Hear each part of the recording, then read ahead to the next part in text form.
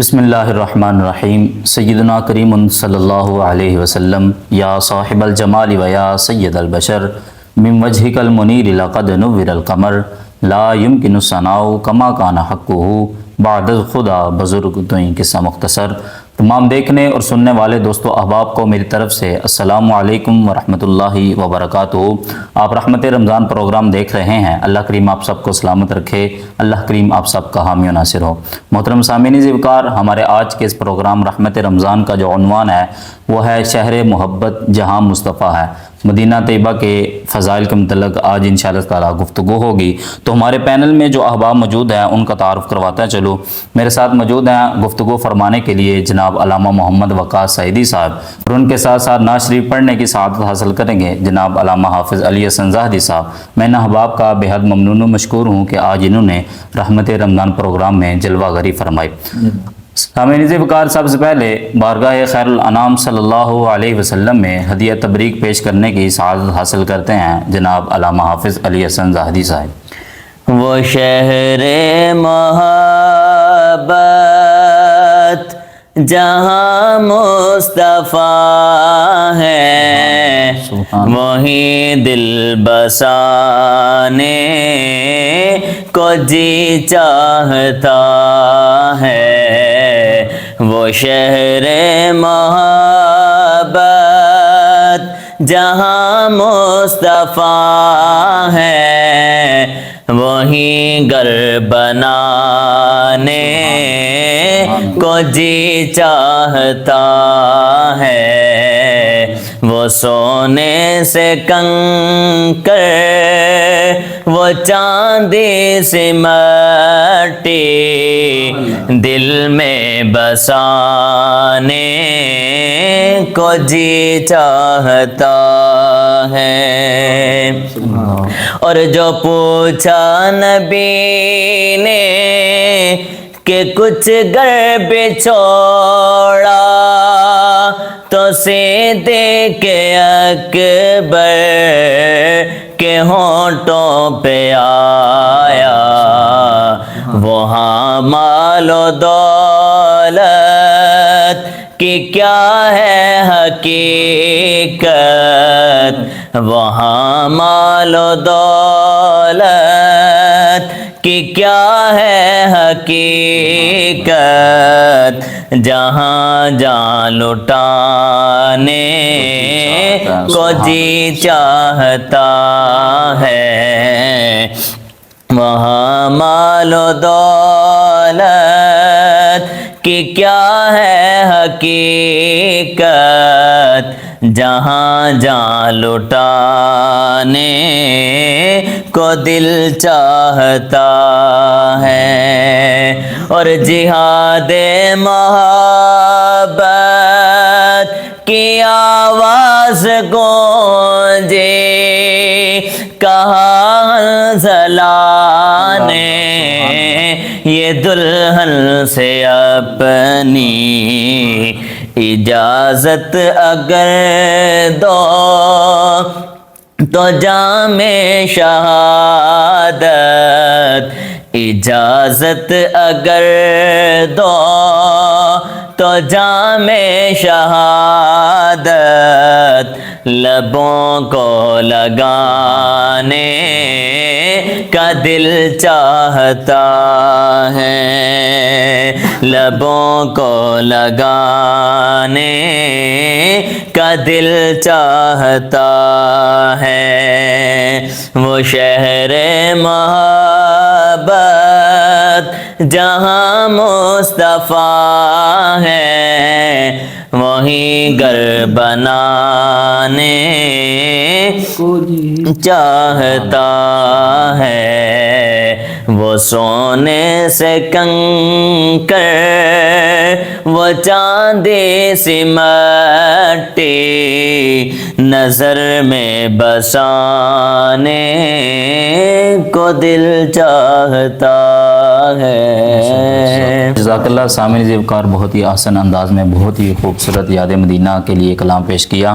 جیسا کہ ہمارے آج کے اس پروگرام کا عنوان بھی یہی ہے کہ وہ شہر محبت جہاں مصطفیٰ ہے، تو اس کے متعلق خوبصورت کلام پیش کیا۔ اللہ کریم ان کو برکتیں عطا فرمائے۔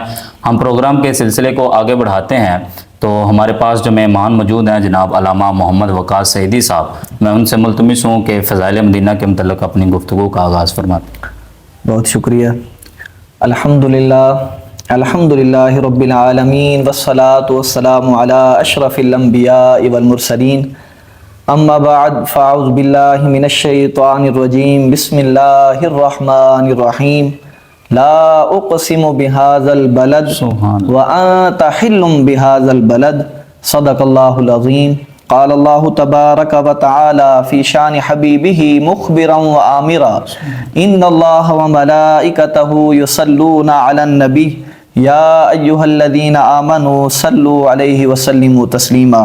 الصلاۃ والسلام علیک سیدی یا رسول اللہ، الصلاۃ والسلام علیک سیدی یا نبی اللہ، وعلی آلک واصحابک یا محبوب رب العالمین۔ بعد از حمد و صلوات، سب سے پہلے میں آپ کا شکر گزار ہوں کہ آپ نے مجھے اس لائق سمجھا، اور سب سے بڑی بات یہ ہے کہ آج کا جو موضوع ہے وہ حضور نبی رحمت صلی اللہ علیہ وسلم کے پاک شہر کے بارے میں ہے۔ تو میں اپنی گفتگو کا آغاز حضرت علامہ محمد اقبال علیہ رحمہ کے ان اشعار سے کرنا چاہوں گا۔ آپ فرماتے ہیں کہ خاک طیبہ از دو عالم خوشتر است، خاک طیبہ از دو عالم خوشتر است، آن خنک شہرے کے آن جا دل برست۔ آپ فرماتے ہیں کہ حضور نبی رحمت صلی اللہ علیہ وسلم کے شہر کی جو خاک ہے، فرماتے ہیں وہ دو عالم کی مٹی سے بڑھ کر ہے۔ فرماتے ہیں کیوں نہ بڑھ کر ہو کہ آن خنک شہرے کے آن جا دل برست، کہ وہ شہر، وہ ٹھنڈی ہواؤں والا شہر کہ جہاں حضور نبی رحمت صلی اللہ علیہ وسلم تشریف فرما ہے۔ تو سامعین محترم، آج کا جو موضوع ہے، جیسے ہی ایک عاشق، سچا عاشق جو حضور نبی رحمت صلی اللہ علیہ وسلم سے پیار کرتا ہے، جب بھی وہ مدینے کا لفظ سنتا ہے نا تو اس عاشق کے دل کے اندر ٹھنڈ پڑ جاتی ہے۔ سامعین محترم، وہ مدینہ کہ جہاں حضور نبی رحمت صلی اللہ علیہ وسلم تشریف فرما ہے۔ میں نے جو آیہ کریمہ پڑھی ہے، اللہ کریم نے سورہ بلد کی پہلی دو آیاتوں کے اندر ارشاد فرمایا، لا اقسم بہذا البلد وانت حل بہذا البلد۔ فرمایا اے حبیب میں قسم اٹھاتا ہوں اس شہر کی۔ یا اللہ کیوں قسم اٹھاتے ہو؟ وَأَنْتَ حِلٌّ بِهَذَا الْبَلَدِ، کہ اے حبیب اس شہر کی قسم اٹھاتا ہوں، اس گلیوں کی قسم اٹھاتا ہوں جس گلیوں میں میرا سونا محبوب چلتا ہے، اس گلیوں کے اندر جہاں میرے پیارے حبیب چلتے ہیں۔ تو یہاں علماء کرام نے لکھا ہے کہ لا اقسم بہذا البلد، یہ جو لا پہلے لگا ہوا ہے، یہ لا نافیہ آ جائے تو اگر صحیح کے معنوں میں ہو تو علامہ بیضاوی علیہ رحمہ فرماتے ہیں کہ یہ جو لا ہے یہ اس وقت قسم یوں ہوگی کہ اے حبیب جب تک آپ مکہ میں ہیں میں اس وقت مکہ کی قسم اٹھاؤں گا، اے حبیب جب آپ مدینہ میں چلے جائیں گے تو پھر یہ قسم کا دائرہ کار بدل جائے گا، پھر میں قسم مدینہ کی اٹھاؤں گا۔ تو فرمایا جب تک مکہ بھی اس کی عبادت، اس کی افضلیت اپنی جگہ، مدینہ کی افضلیت اپنی جگہ، فرق کیا ہے؟ نسبت سرکار علیہ الصلوۃ والسلام کی ذات کی وجہ سے۔ سرکار مکہ میں تھے تو مکہ کی قسم اٹھائی، اب سرکار جب مدینہ طیبہ میں چلے گئے تو سرکار نے فرمایا کہ اب پھر مدینہ ہمارے لیے افضلیت کا باعث ہے۔ تو کئی ایسی احادیث پاک ہیں جس کے اندر سرکار علیہ الصلوۃ والسلام نے خود فرمایا کہ یہ مدینہ جو ہے یہ سب شہروں سے، سب زمین سے سرکار نے فرمایا یہ افضل ہے، اور پھر سرکار نے خود فرمایا کہ یہ مدینہ جو ہے یہ مکہ سے بھی افضل ہے۔ وجہ کیا ہے؟ کیونکہ سرکار مکہ میں تھے تو مکہ کو فضیلت تھی، اب سرکار مدینہ میں آ گئے تو مدینہ کو فضیلت، جنت میں ہو گئے تو جنت۔ سبحان اللہ۔ پھر آپ دیکھیں کہ سرکار علیہ الصلوۃ والسلام خود جب اللہ کی بارگاہ میں عرض کرتے ہیں، حضرت ابو ہریرہ رضی اللہ تعالیٰ عنہ روایت کرتے ہیں سرکار جب مدینہ طیبہ سے ہجرت کر کے مکہ کی طرف جانے لگے نا تو اللہ کی بارگاہ میں عرض کی، اے مولا میں وہ طیب طاہر پاک اپنا محبوب شہر چھوڑ کر جا رہا ہوں، اے اللہ مجھے ایسے شہر کی طرف لے جا جو تجھے بھی محبوب ہو اور میرے لیے بھی محبوب بن جائے۔ تو پھر اللہ کریم نے سرکار علیہ الصلوۃ والسلام کو مدینہ کی طرف رہنمائی کی، سرکار مدینہ تشریف لے گئے اور پھر وہیں جا کر ہجرت کی۔ پھر سرکار علیہ الصلوۃ والسلام جب وہیں پہنچے تو پھر مدینہ اس سے پہلے اس کو یثرب کہا جاتا تھا، یثرب کسے کہتے ہیں؟ یثرب کہتے ہیں بلاؤں کی سرزمین. اس کا نام لینے سے لوگ ڈرتے تھے, اس کے اندر جانے سے ڈرتے تھے. وہ یثرب جو بلاؤں کا شہر تھا, لیکن جب پاک نبی کے قدم لگے پھر وہی یثرب نور کا شہر ہو گیا. وہی یثرب جو ہے وہ شفاعت کا شہر ہو گیا. سرکار علیہ الصلوۃ والسلام جب مدینہ طیبہ تشریف لے گئے, سرکار کے قدم اقدس جب مدینہ میں پہنچے تو پھر سرکار کے جانے سے مدینہ کو ساری راحتیں مل گئیں, ساری بلائیں دور ہو گئیں. پھر سرکار نے تو یہاں تک کہا, سرکار نے وہاں جا کر دعا کی. سب سے پہلے جو صحابہ کرام ہجرت کر کے گئے تھے, وہ جب وہاں گئے تو ان کو تکلیفیں ہونے لگیں. پھر سرکار علیہ الصلوۃ والسلام تشریف لے گئے, حتیٰ کہ حضرت سیدنا صدیق اکبر, حضرت بلال رضی اللہ تعالیٰ عنہ, حضرت عامر بن فہیرہ, وہ اتنے بیمار ہو گئے کہ ان کی حالت ہی نہ دیکھی جاتی تھی. جب سرکار نے دیکھا, آپ نے عیادت کی تو اللہ کی بارگاہ میں دعا کی کہ اے مولا, جس طرح تو نے میرے پاک حضرت ابراہیم کی دعا کو قبول کیا, مکہ کو برکت دی, اے اللہ میں دعا کرتا ہوں, میں بھی تیرا بندہ ہوں, وہ بھی تیرے بندے تھے, اے اللہ میں دعا کرتا ہوں اسی طرح جو برکت تو نے مکہ میں رکھی ہے وہی برکت مدینے کو عطا فرما. پھر سرکار نے دعا کی, یا اللہ مدینے کے مد کے اندر برکت فرما, مدینے کے سا کے اندر برکت فرما, مدینے کی صحت کے اندر برکت فرما. پھر سرکار کی دعا کا یہ عالم ہوا, مدینہ کو ایسے چار چاند لگے کہ جتنی صحت افزا مدینہ ہوا ایسا کوئی مقام اور نہیں. بہترین شہر سرکار علیہ الصلوۃ والسلام کا. پھر سرکار نے خود ہی اس کی فضیلت بیان کی ہے.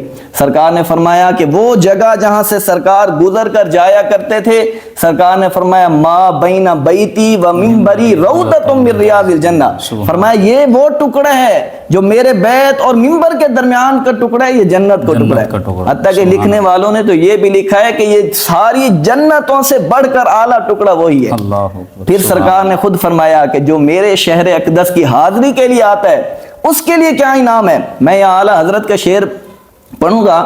اعلیٰ حضرت فرماتے ہیں, جب ایک حاجی حرمین کعبے کا طواف کرتا ہے نا, 7 چکر لگانے کے بعد, صفا مروہ کرنے کے بعد, اسے میزاب رحمت والا پرنالہ ایک صدا دیتا ہے. وہ کیا صدا دیتا ہے؟ وہ فرماتے ہیں کہ حاجیو آؤ شہنشاہ کا روضہ دیکھو. اب کعبہ تو دیکھ چکے, اب کعبے کا کعبہ دیکھو. اعلیٰ حضرت فرماتے ہیں, اور پھر سرکار نے بھی فرمایا ہے کہ جو بندہ حج کے لیے آئے, عمرے کے لیے آئے, لیکن میرے شہر اقدس کی حاضری کے لیے نہ آئے, فرمایا وہ ہمارا وفادار نہیں ہے. تو سرکار علیہ الصلوۃ والسلام کے شہر کی کیا کیا فضیلتیں بیان کی جائیں, کیا کیا برکتیں بیان کی جائیں. وقت کم ہو جائے گا لیکن سرکار کے شہر کی برکت جو ہے کبھی کم نہیں. ماشاءاللہ. علامہ صاحب اس بات کا ذکر فرما دیں کہ مدینہ منورہ میں اعمال صالح کرنے کا اجر کس قدر ہوتا ہے. جی بے شک. اب یاد رکھیں کہ ایک مکان ہوتا ہے نا, تو اس مکان کو جو نسبت, جو فضیلت ملتی ہے وہ مکین کی وجہ سے ملتی ہے. اب سرکار علیہ الصلوۃ والسلام مدینہ طیبہ میں تشریف لے گئے تو یہ ساری برکتیں, ساری فضیلتیں جو مدینہ طیبہ کو ملی ہیں یہ سرکار کے صدقے ملی ہیں, حضور کے صدقے ملی ہیں. حضرت بلال بن حارث رضی اللہ تعالیٰ عنہ, آپ روایت فرماتے ہیں کہ سرکار علیہ الصلوۃ والسلام نے فرمایا, کسی شخص نے ایک رمضان مدینہ میں گزارا اور ایک جمعہ مدینہ میں پڑھا, فرمایا اس کا ثواب کسی اور شہر میں نہیں ملتا جو رمضان کے اندر مدینہ میں ملتا ہے. پھر سرکار نے فرمایا کہ ایک بندہ, اور حدیث پاک کے اندر آتا ہے کہ ایک بندہ گھر میں نماز پڑھتا ہے اس کو ایک نماز کا ثواب ملتا ہے. اگر وہی بندہ جامعہ مسجد کے اندر نماز پڑھتا ہے اس کو 25 بلکہ 500 نمازوں کے برابر ثواب ملتا ہے. پھر اس طرح فرمایا سرکار نے کہ جو بندہ میرے شہر اقدس کے اندر آ کر نماز پڑھے گا, ایک روایت کے اندر آتا ہے کہ اس کو 1000 نمازوں کا ثواب ملے گا, دوسری روایت کے اندر آتا ہے 50,000 نمازوں کا ثواب ملے گا. تو اس طرح ہر جو عبادت ہے ہم اگر اس کو دیکھتے جائیں, جس چیز کی سرکار کے ساتھ نسبت ہوتی جائے گی پھر اس کو وہی فضیلت ملتی ہے. ماشاءاللہ, جزاک اللہ. مدینہ منورہ کا مشہور و معروف پھل بابرکت کھجوریں. سبحان اللہ, سبحان اللہ. ویسے تو سرکار علیہ الصلوۃ والسلام کے شہر کی ہر چیز ہی اعلیٰ ہے, جس چیز کو سرکار سے نسبت ہو جائے وہی اعلیٰ ہو جاتی ہے. تو سرکار علیہ الصلوۃ والسلام کے شہر کا جو بہترین تحفہ ہے وہ کھجور ہے.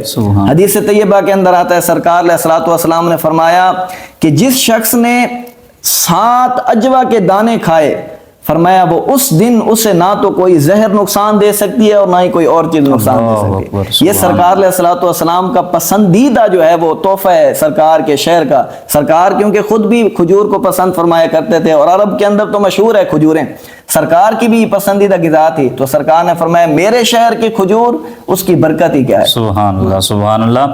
حضور نبی کریم صلی اللہ علیہ وسلم کا مدینہ منورہ میں محبوب پہاڑ کون سا ہے, سبحان اور اس کی فضیلت بیان. سبحان اللہ. حضور نبی رحمت صلی اللہ علیہ وسلم کے شہر کے مدینہ کے قریب جتنی بھی پہاڑیاں تھی ہر ایک کی اپنی فضیلت ہے، جتنی بھی وادیاں ہیں ہر ایک کی اپنی فضیلت ہے، لیکن جو احد پہاڑ ہے نا، سرکار علیہ الصلوۃ والسلام نے فرمایا ھذا احد جبل، فرمایا یہ احد پہاڑ ہے، یحبنا ونحبہ، فرمایا یہ پہاڑ ہم سے محبت کرتا ہے اور ہم اس سے محبت کرتے ہیں۔ سبحان اللہ۔ اسی طرح سرکار علیہ الصلوۃ والسلام کے در اقدس کی حاضری کے حوالے سے، جو سرکار علیہ الصلوۃ والسلام کے در پر ایک مرتبہ حاضری دے کے آتا ہے نا، جب واپس آتا ہے تو اس کے دل کی کیفیت ہی اور ہوتی ہے، اس کے دل کو قرار ہی نہیں آتا، کیونکہ وہ سرکار کے در اقدس سے جب گزر کر آتا ہے تو وہ سارا دل ہی ادھر چھوڑ کر آ جاتا ہے۔ تو اس طرح سرکار علیہ الصلوۃ والسلام کے ایک شاعر نے کہا کہ جو بھی کعبے سے پلٹ آئے مدینے نہ گئے، یوں سمجھئے کہ انہیں آقا نے بھلایا ہی نہیں۔ تو اس طرح تو کئی جو ہے سرکار علیہ الصلوۃ والسلام کے در اقدس کی۔ پھر سخاوت کی بات، ہمارے ایک سریکی کے شاعر ہیں، وہ فرماتے ہیں کہ اساں تولے رتیاں تے ماسے نہیں چاہتے، زمانے دے مہنے تے ہاسے نہیں چاہتے، جیڑے بھی دا ظفر مدینے تو پینیے ہوں دی دے ولا اسکا سے نہیں چاہتے۔ فرمایا سرکار کے در کی سخاوت تو یہ ہے، فرمایا جو ایک مرتبہ سرکار کے در سے بھیک مانگ کے آتا ہے پھر اسے کاسا اٹھانے کی ضرورت نہیں رہتی۔ فرمایا کہ جس طرح ایک اور شعر کے اندر آتا ہے کہ شاعر نے کیا خوب ہی کہا کہ یہ دربار رسالت ہے یہاں اپنوں کا کیا کہنا، یہاں سے ہاتھ خالی غیر بھی جایا نہیں کرتے۔ تو میں آخر کے اندر دعا کروں گا اللہ تعالی ہمارے یہ کلمات اپنی بارگاہ کے اندر قبول فرمائے اور ہمیں سرکار علیہ الصلوۃ والسلام کا سچا عاشق بنائے، اور ہم تمام کو ایک مرتبہ پھر سرکار علیہ الصلوۃ والسلام کے در اقدس کی حاصل نصیب فرمائے۔ سبحان اللہ۔ سامعین عزیز وقار بہت ہی آسان انداز میں اپنی گفتگو فرما رہے تھے، اللہ کریم ان کو برکتیں عطا فرمائے، کامیابیاں عطا فرمائے، اور آخر میں ہم بھی بارگاہ الوہیت میں یہی دعا کرتے ہیں کہ اللہ کریم ہمیں مدینہ طیبہ کی با ادب حاضری نصیب فرمائے۔ اگلے پروگرام میں ملتے ہیں۔ السلام علیکم ورحمۃ اللہ وبرکاتہ۔